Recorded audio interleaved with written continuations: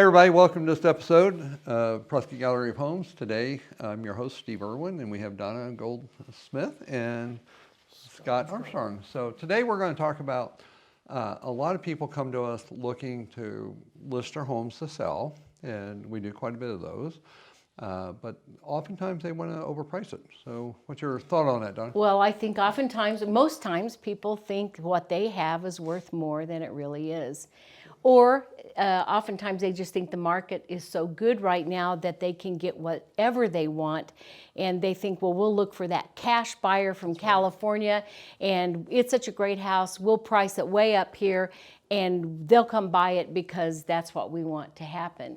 Right. And that is not reality. That's right. In fact, we ran an RPR for our client yesterday. Right. And so for the audience, though, RPR is Realtors Property Resource, which is only available to real estate agents. Right. So, right. But that's and so the RPR came in at what was it, 620, and he is at 675. Well, Oh my and God. really felt like if he could find that California cash buyer, he could get 800. Yes, exactly, yeah. And and when you're like in my neighborhood, I live in Granville in Prescott Valley. Every home in my area has granite countertops. They're all built within 1 or 2 years apart. I think mine is 14 years old now, but they were all built about the same time frame. They're all the same square footage. So the come in on the market to sell your property higher than the market because you have granite or it's well maintained or recently painted, it's not going to make a difference. That's I mean, right. not really. I mean, the appraiser will come by. The appraiser's not going to consider the view. Right. They're not going to consider, how the wind blows on your property and if you have granite or if it's recently repainted or landscape's been refreshed or not. It's really not going to be a factor. Yeah, and if there's a pool, they might give you a bit of an ad, but about $5,000. Yeah, if you have something that no one else has. Right, that's So say you have a 3-car garage and everyone else has a 2-car garage, you can add some value to that. But really, the things that we hear about, like new carpet, new paint, new appliances, right.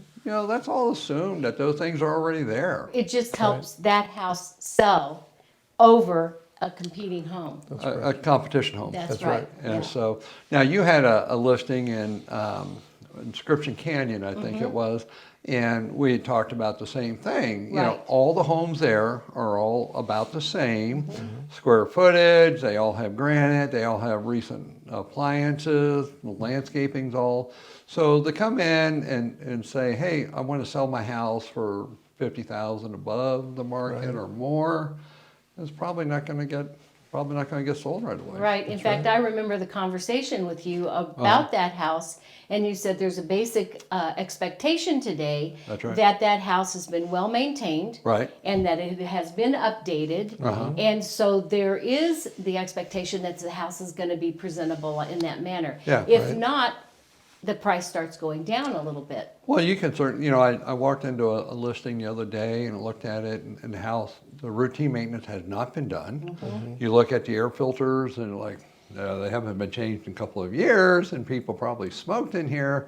And those really will distract from the value of the Right. house, quite obviously. Right. So, Right. Now, if there's something very unusual about a property, then it might not matter. And I'll give another example. It's the place that I bought. The house needed paint. right. It really needed a new roof. I knew the AC system and heating system was older, but it was 23 acres. It was a little ranch. It had a spring-fed pond. I have horses. Right. Everything I wanted in a property that was outside and more was on this property. I wasn't buying a house. Right. You were buying the land. I was buying a place. Right. So for me, I didn't care about the house. It's a livable house. It's a very comfortable house.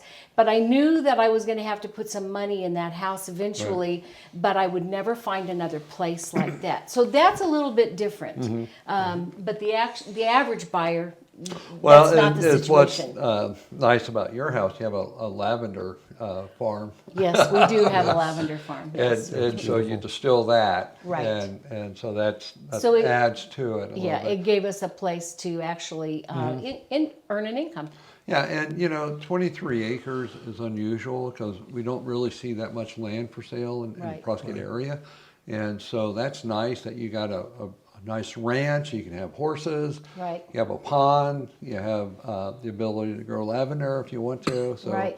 that is quite nice. Right. So you can forgive the house. You can overlook Yeah. some. Yeah. But those are kind of pricey homes in that area, which is North Williamson Valley. Right. It is pricey in that area. It's a very desirable area. I love the Williamson Valley corridor. We've spent a lot of time showing land or property out there. Right now, there's not a lot to be had out there. Right. So if somebody's looking for that flatter area, real desirable places to have horses, a place where you can ride. You know, you could get landlocked and Right. you might have a horse property, but if you don't have a place to ride, then you're going to have to trailer out. Sure. So if you're you have access to the trails around Granite Mountain or state land, that's Right. very nice. You can run cattle out there. You can, Heck yeah! all kinds of stuff. Well, you know, I remember selling land out behind Mint Creek, and that's all forest land behind Right. there, and a nice trail system that Right. connects everything. Yeah. But now they're completing the 60-mile circular trail around Prescott, and that's going to be at Pioneer Parkway, and Right. so that's where the new trailhead's going to be. Oh, it is. Yeah, so people want to go riding, particularly Right. horses. Anything that's not gasoline, you know, any like a mountain bike you can ride, you can jog, hike, or ride horses on. So that would be a nice nice. trailhead for people. Sure. So And we have lots of that. That's really nice for the area. thousands of miles of trails throughout the whole Quad City area. So Yes. yeah, it's pretty desirable. That's one of the things people ask. They want to know about golf courses in town, Right. trail riding, biking, outdoor stuff, a little bit of mountain climbing, but not too much. Yeah. Right. So Right. very cool. So what would you tell someone if they came to you and say, "Hey, Donna, list my house. I only want to be, you know, 50,000 over the market or something." Right. What's your best advice? Well, what I recommend or what I tell people is, you know, we all have feelings about our own home. We put our love and our time and our money into our home. So maybe we put something special, a special feature that we really enjoy. It'll never mean as much to anybody else as it does to us. That's a really good point. And then a view, and I've got one listed right Yes. now that, well, actually we do. And it's beautiful view, spectacular view. It's on the side of a mountain. Right. Now, many people don't want to live on the side of a mountain. That's right. So a view is nice, but if that means that they don't have use of that 30 acres, then that value's diminished to them. So it's a perception, and it really only matters to the buyer. And if the owner is insistent on pricing it because they say, well, I have a view, I have this feature, this feature, this feature, it only will really be meaningful if we find another one of them. That's just like them. Yes, And and that's the hard odds to of that's find. pretty small. Pretty Yes. small. So yeah, so when the appraiser comes out, they're going to look at the general condition of the property. They're going to look at the square footage, the number of bedrooms, things like that. Assuming everything's been permitted and done correctly, then those things will add value. But when you start talking about creature comfort, Right. you know, carpet, paint, you know, landscaping, there's no place on the appraisal form for that. And so it's only going to be a value to that particular seller or maybe a buyer that really wants those things. But to the average buyer, it's not going to add any value to the property. Right. And then when they bring up, well, we want a cash buyer, well, they do happen, but That's right. what do you tell them? I tell them that there's a lot that I tell them. I have to go through all the whole steps of the whole process of really becoming a homeowner in that location Right. and what they really are trying to achieve. That's, you know, pretty much if you don't do that, then you're at ground zero, you know. Right. And that's Well, I'm in escrow with a piece of property that's pretty central here in Prescott. The buyers only walk; they don't drive. They choose not to drive. They can. They own a car, but they like to walking everywhere they go. And so that particular property is of value to them because it's within walking distance to every place they want to go. Shopping, church, all their work, all that.